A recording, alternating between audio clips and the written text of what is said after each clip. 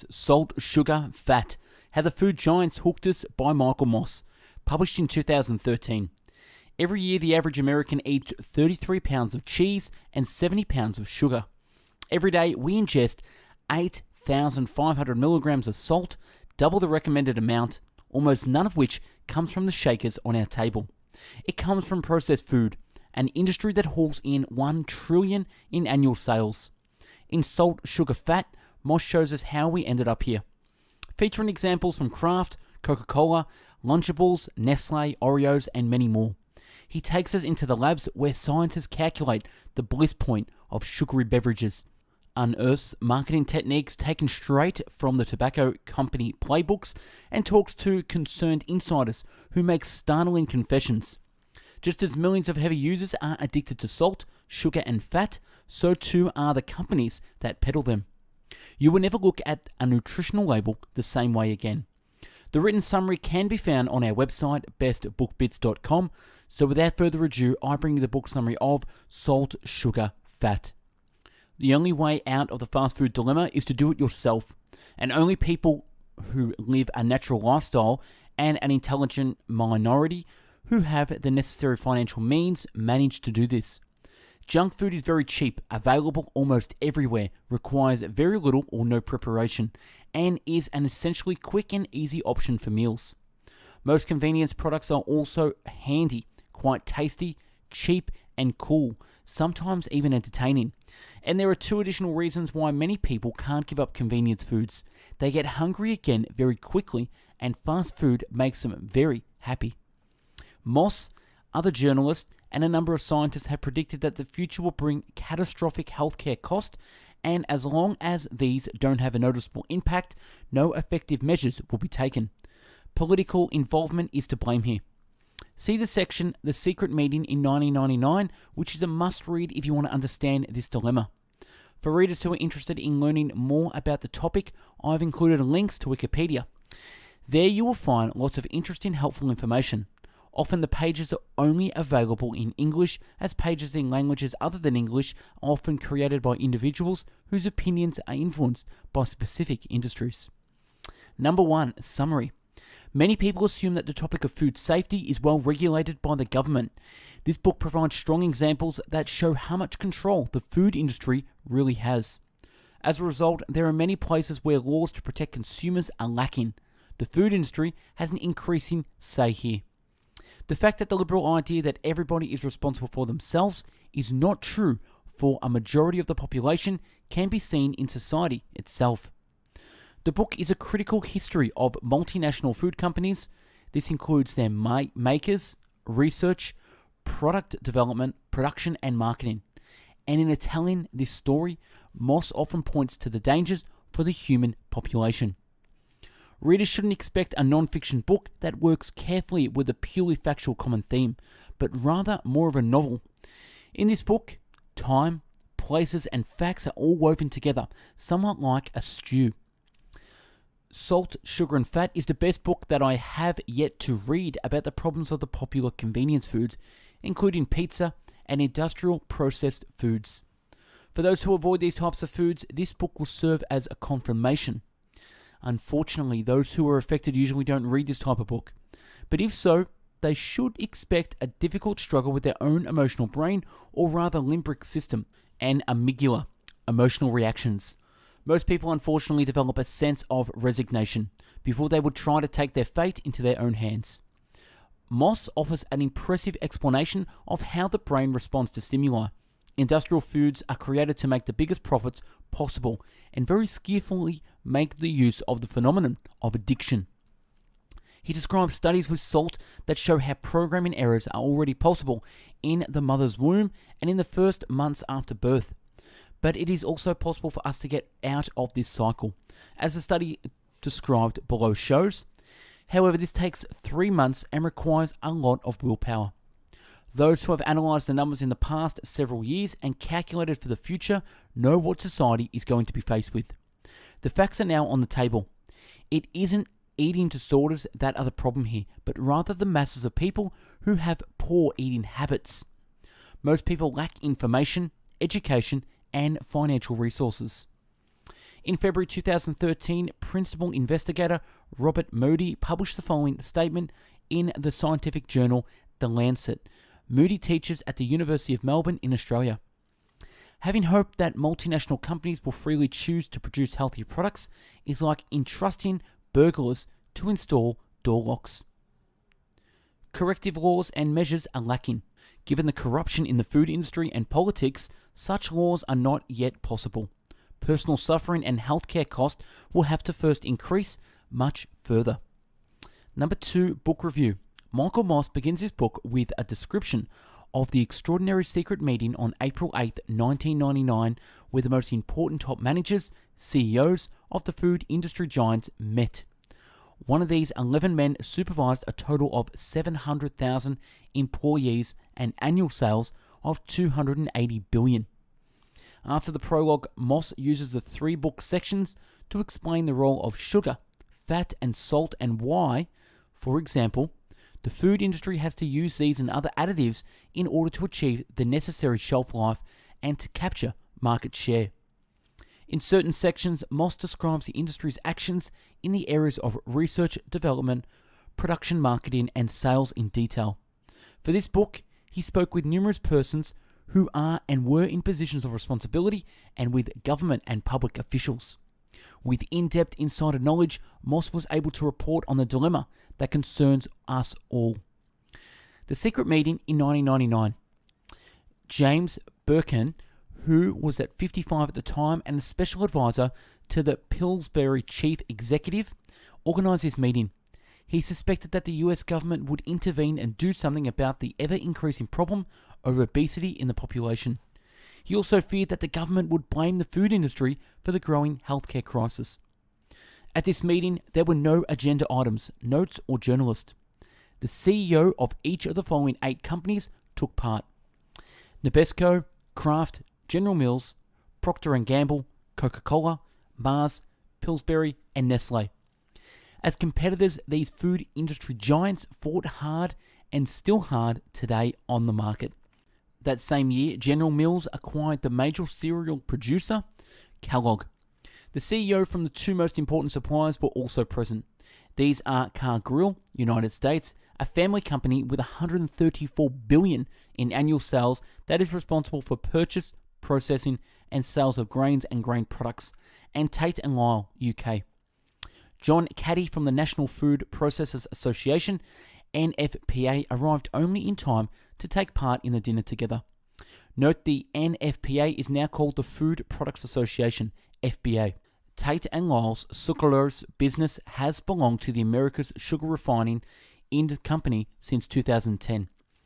James Becken, a PhD in chemistry, had a successful career at Pillsbury for several years and was appointed special advisor to the CEO in 1999. He proved to have great ability to see the increase in health problems.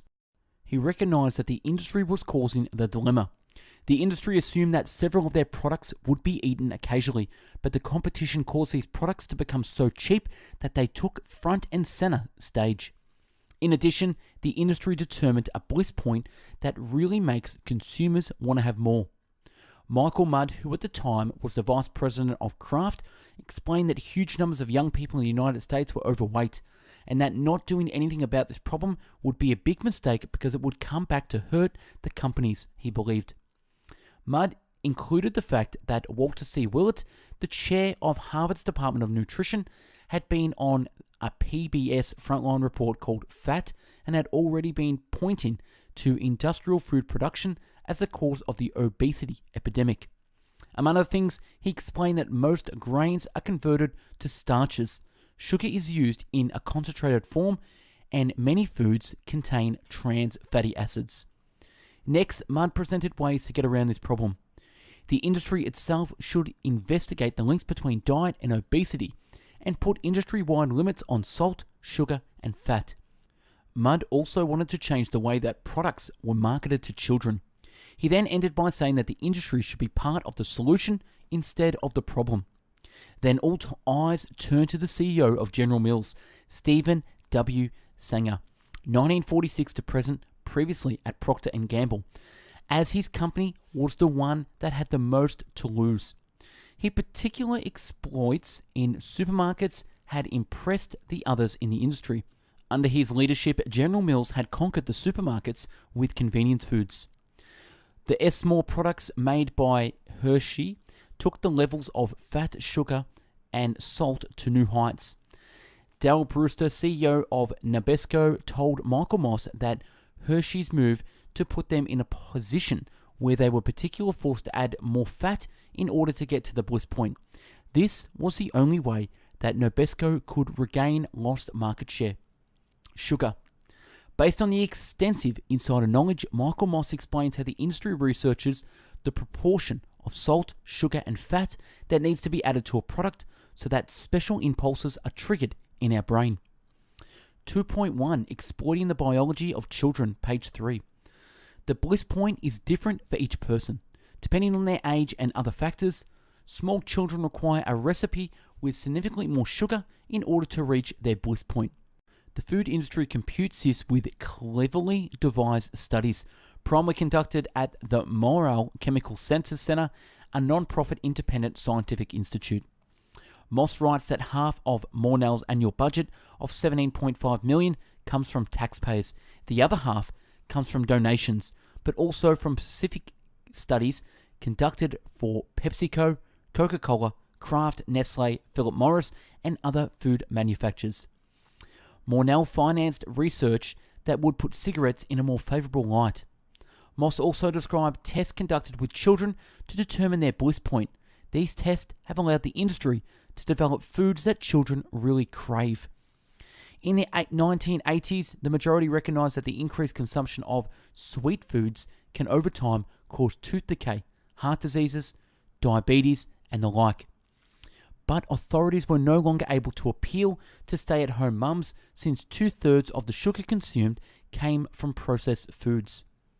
At Mornell, Michael Tordoff determined that sugary drinks cause people to feel hungry.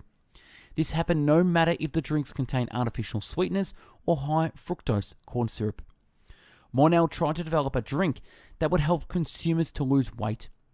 In 1987, all their attempts to do so failed. And if the drink contained high fructose corn syrup, the test subjects gained an average of nearly 1.5 pounds in 3 weeks.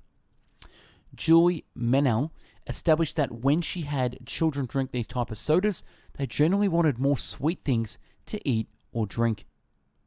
2.2 How to get people to crave, page 25. Using the examples of John Lennon, the Beach Boys, ZZ Top, and Cher, Moss shows how addictive sodas can be. Everyone wanted Dr. Pepper, which at least in England was almost impossible to find at the time. Dr. Pepper is a carbonated and caffeinated soft drink. Charles Alderton invented the drink in 1885, much earlier than Coca-Cola. Moss describes the struggle for survival between the companies Coca-Cola, PepsiCo, and Dr. Pepper. During this time, the industry began using magnetic resonance imaging, MRI, for such studies, but it was only in 1977 that the full-body scanners also existed. In 1972, Professor Dr. Joseph L. Blanfrey, 1924 to 2008, determined the optimal amount of sugar in Moskowitz statistics and called this the bliss point. Moskowitz asked him if he wouldn't want to call it the optimum sensory liking. 2.3 Convenience with the capital C, page 45. Starting on page 45, we read that Al Colsey, actually Adolf S. Colsey, see Nicholas Apathy Award 2001, began developing products for General Foods in 1946. Colsey headed a team for 3 years that tried without success to create an instant pudding using only natural ingredients. The company had given the team strict instructions to use only natural ingredients. The head of marketing, Charles G. Mortium, 1900 to 1978, coined the term convenience foods and wanted to introduce new convenience products onto the market. And most important was to develop an instant version of JellO pudding. But after 3 years of work, the team didn't still have any good results. In the summer of 1949, National Brands filed a patent for instant pudding. This was only possible with the help of chemical additives, for example, orthophosphate and thiophosphate. Immediately thereafter, Claus received a message from the management that additives were now permanent. Using these, the team was able to develop a significantly better product within a few months. The product from the competition ended up never making it to the market. JellO is made up of 2/3 sugar, about 21% potato starch, and 4 artificial flavors that vary depending on the flavor. For chocolate pudding, cocoa is also used. Tang, a pure laboratory product that is 100% nothing natural about it, synthetic chemical and sugar. Moss explains how the companies fought for market shares. Betty Dixon from the American Home Economics Association, AHEA, was the role model for the army of school teachers who fought against convenience foods. Dixon gave traditional cooking classes on the radio and on TV. Michael Moss describes the fight of the traditional against the modern and how the industry used the fictional character Betty Crocker, similarly to Betty Bossi in Switzerland, to dwarf the true Betty and get the upper hand. After this, the industry infiltrated the organization and turned it into an entirely different direction. 2.4, is it cereal or candy? Page 68. Starting on page 68, Moss explains how the change from a meat-based breakfast to a sweet breakfast took place. John Harvey Kellogg, 1852 to 1943, wanted to find a breakfast that wouldn't cause indigestion, also known as dyspepsia or heartburn. In the late 1880s, many Americans suffered from this condition of impaired digestion. Their breakfast consists of sausage, beefsteaks, bacon, eggs, fried ham, and oatmeal. When Kellogg was a medical student, he saw the negative effects of this type of breakfast. Starting in 1894, he developed the cereal cornflakes together with his brother Will Keith Kellogg. And then in 1897, Dr. Kellogg began to serve this for breakfast at his sanitarium. The unsweetened cornflakes replaced a type of popcorn made from wheat. In 1906, Dr. Kellogg was gone for a long period of time in which his brother Will began to add sugar to the cornflakes. This change to the original recipe caused a falling out between the brothers. Will Keith established his own company, which became the Kellogg Company. One of the guests at the Battle Creek Sanitarium, Charles W. William Post, C.W. Post 1854 to 1914, started a rival health spa in 1892. Starting in 1897, he had his guest served postum, a coffee substitute, and also grape nuts. Grape nuts is a mixture of wheat and barley that is mixed with sugar and then baked. Post manufactured this cereal at his company, Postum Cereal Co., which he established in 1895. His sweet breakfast cereal was the core business of his company. But 1970, the big three, Kellogg, Post, and General Mills, controlled about 85% of the cereal market. Annual sales grew rapidly from $660 million in 1970 to $4.4 billion in the mid-1980s. In 1976, the Federal Trade Commission, FTC, brought a complaint against the big three because they weren't leaving any shelf space free for other companies and had therefore jacked up the cereal prices. In this way, the companies had earned $1.2 billion additional profit by overcharging customers since 1958. The industry's incredibly strong defense made sure that nothing ever came of this antitrust action. The commission dropped the case in 1982. 2.5. I want to see a lot of body bags. Page 95. Michael Moss points out that it is primarily the calories in sugary drinks that are the problem. Researchers have determined that people don't hardly experience a feeling of fullness after they have had calorie-rich drinks.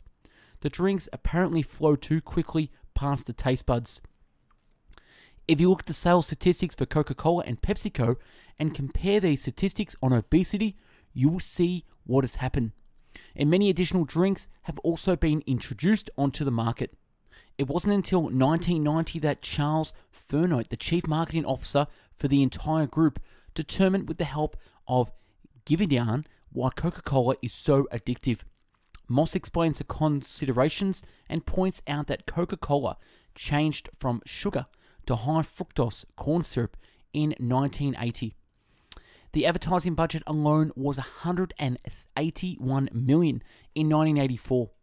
Between the years 1980 to 1997, Coca-Cola sales worldwide increased from 4 to 18 billion. By 1997, Americans were drinking on average 200 liters of soda a year. Consumers normally find sodas in the prime selling positions in supermarkets and corner stores, C-stores, and convenience stores. The latter are often located near schools, or students passed by these on the way home from school, meaning that Coca-Cola is really the cash cow for the owners. 2.6. A burst of fruity aroma. In this chapter, which reads almost like a novel, Moss describes an important meeting in 1990 where the 12 most important heads of Philip Morris, the world's largest tobacco company, came together. The World Health Organization had wanted to recommend that only 10% of a person's daily caloric intake should come from sugar, but it withdrew its proposal as a result of pressure from the food industry.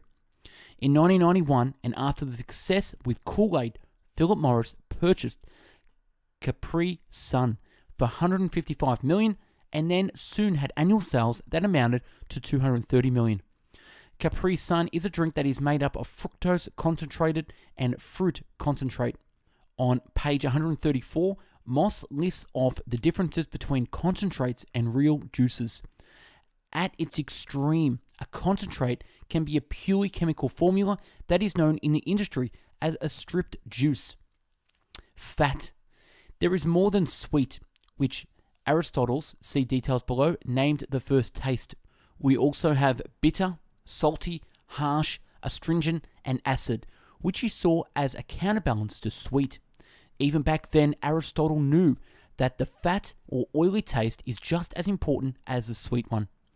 Today we also recognize umami as one of the basic tastes. This taste can be described as meaty and savory. See also sodium glutamine, also known as monosodium glutamine, number E621, which is used as a flavor enhancer.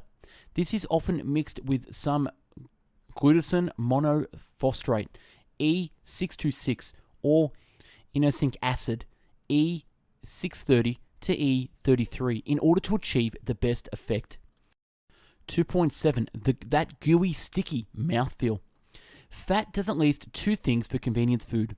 The industry uses it to achieve more volume and a firmer texture, for example with baked goods. Based on the studies conducted by industry and research, Michael Moss discusses things that the industry has discovered in connection with fat. The newer studies use very expensive functional magnetic resonance imaging, MRI. It was ultimately shown that when substances such as sugar and fat are combined, as long as this is done well, they have the potential to be highly addictive. The sensation takes place in the same place as with heroin. Adam Drew Norske, a professor for epidemiology, began his research on fat in 1982. He was familiar with the Bliss point for sugar and also the work done by Skorovskinak at General Foods and the texture of fat. He searched in vain for the Bliss point or break point for fat and then determined that there was no such thing for fat. He discovered that the brain doesn't give a signal to stop eating fat.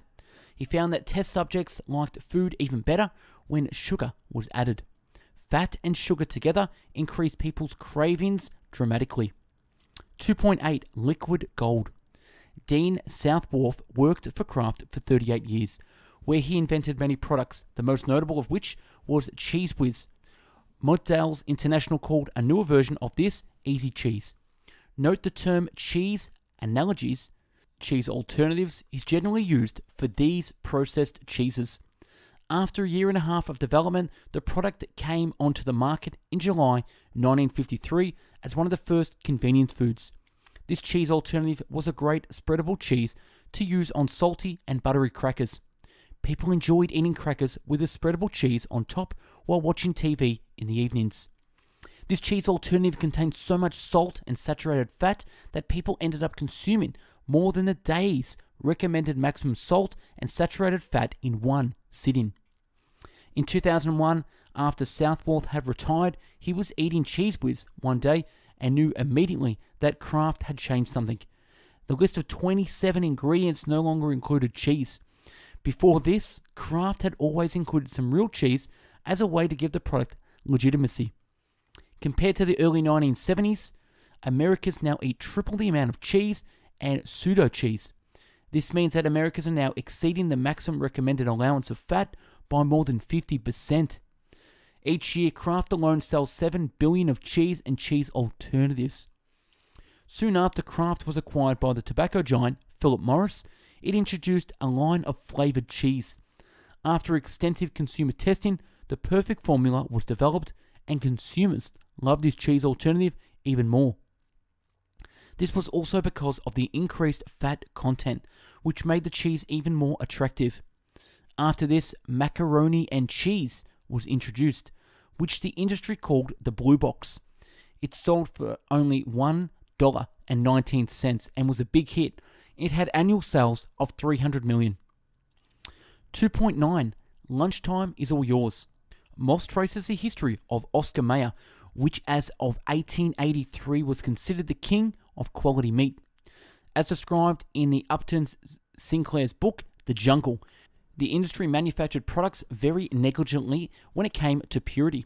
Since red meat in particular came under attack because of its large proportion of saturated fats, sales fell between 10% between 1980 and 1990, but sales of poultry increased by 50%. The industry understood that if they didn't create products that consumers craved, they would quickly lose ground to competition.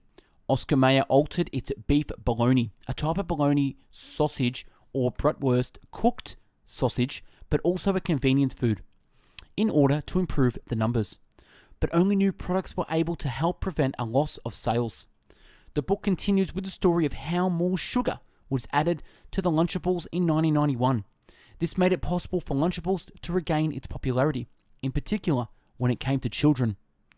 Kraft initially tried to add carrots, apple slices, and other fresh products to the ready-to-eat lunches, but they soon realized that this wouldn't work because of the constraints of the long storage period that was required, transport, and shelf life. By the mid-1990s, pizza had become one of the most popular foods in the United States. Result, by 2009, almost 25% of adults had diabetes. In comparison, the 1990s showed that 10% of children ages 10 and above had joints that had stiffened and thicker arteries, such as those found in 45-year-olds. The worst-rated pre-packed meals contain 57 grams of sugar, 1.6 grams of salt, and an additional 9 grams of saturated fat. 2.10. The message the government conveys. This chapter describes the history of the United States Department of Agriculture, USDA, with its 111,000 employees. 2004 laid 117.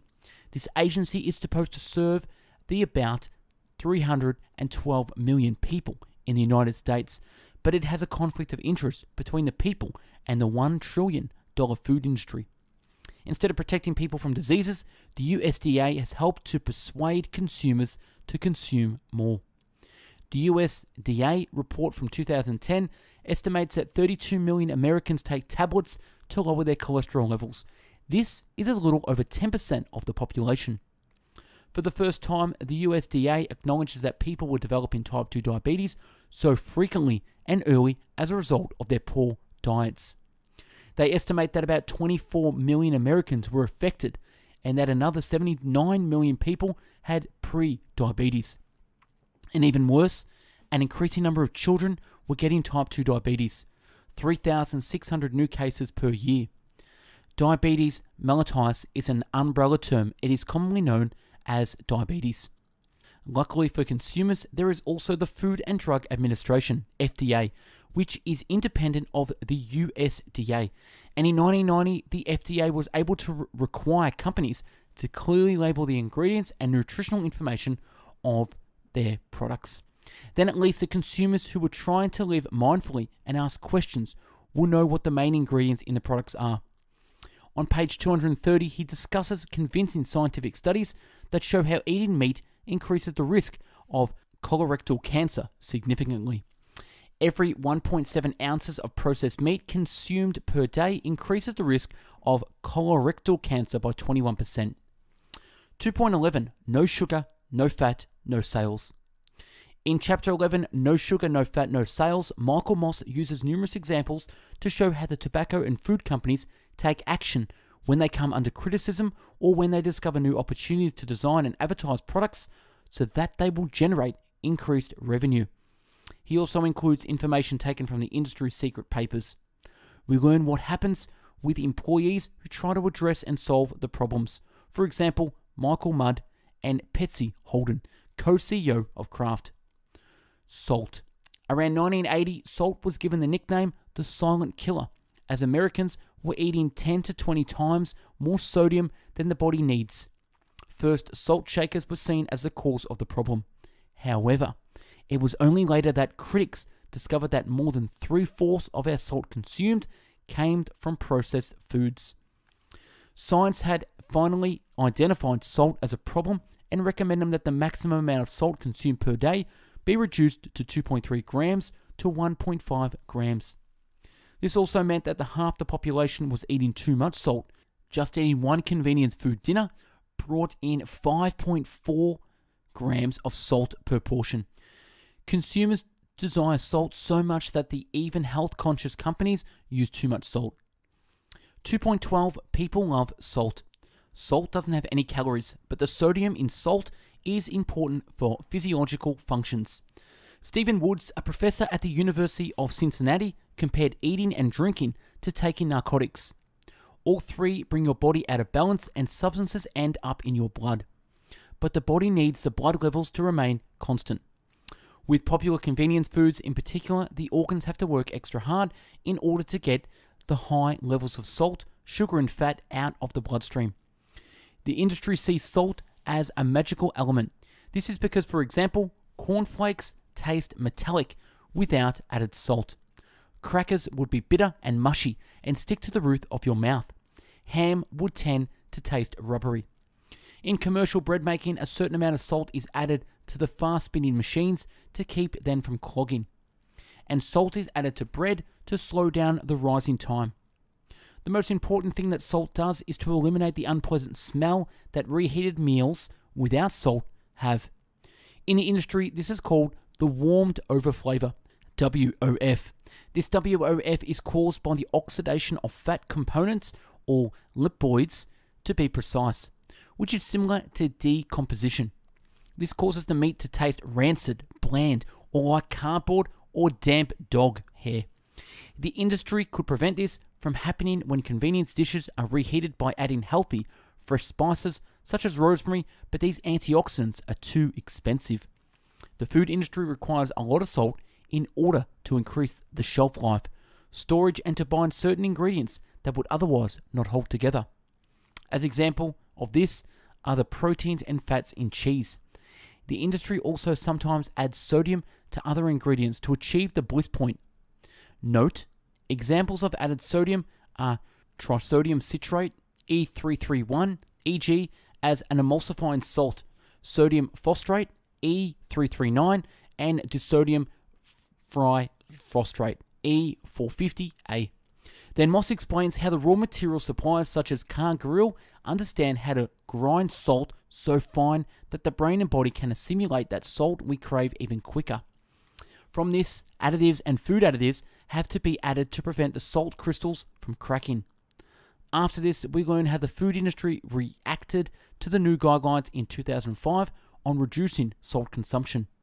Most significantly, Cargill was able to achieve the same taste with 33% less salt by replacing salt with potassium chloride, E508. On page 294, Moss describes how the British had tried to discourage manufacturers from doing this, as many studies link large amounts of potassium to kidney problems. 2.13 The same great salty taste your customers crave. Jody Mason, a technician at Cargill, gave Michael Moss a taste test so that he could experience the difference. While bread without salt tasted like tin, the bread with the new combination was delicious. The new combination is much pricier than salt, but it is serving the food industry well. However, it does taste bitter in some products, and some companies are now using even more additional additives in order to mask the bitter taste. Moss describes how he tried a number of experimental products developed by the industry and was able to experience himself how the products without salt were almost inedible. He gives a wide variety of examples showing what the industry has developed in order to position themselves as well as possible in the market. 2.14. I feel so sorry for the public. Starting on page 302, Moss writes about the efforts of the Finnish government to reduce the consumption of salt. They did this by putting strict regulations in place. They took action because the larger number of people with high blood pressure and or heart attacks in the eastern part of Finland, in particular, the Finns had very high levels of salt consumption. Finland had the highest rates of cardiovascular disease in the world. Officials had long claimed that this was caused by genetic disposition. By 2007, the salt consumption in Finland had dropped by a third, and the number of deaths from strokes and heart disease had declined by 80%. A group of activists that was founded in 1971 and had 900,000 strong members was at least able to force PepsiCo to change the name of its Tropicana peach papaya juice. The product doesn't contain any peaches, papayas, or juice, and it no way contains fruit juice. And it also made Sara Lee change the name of its whole grain bread since it contains 30% whole grains. Moss describes various products and some of the ingredients in history.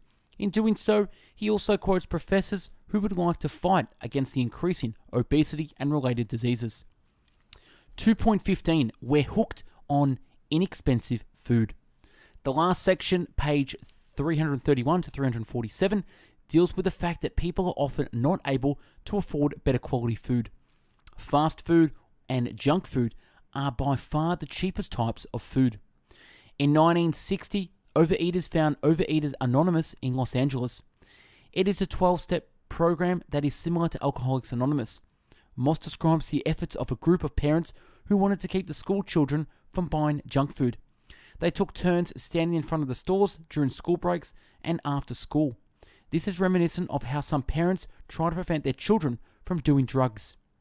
It has been shown that the child's taste preferences are influenced by their mother's diet during the breastfeeding period. This is because the flavors of the food she eats are in the breast milk. After they had been weaned, a child will more readily accept foods with taste that they recognize. And that's a wrap on salt, sugar, and fat.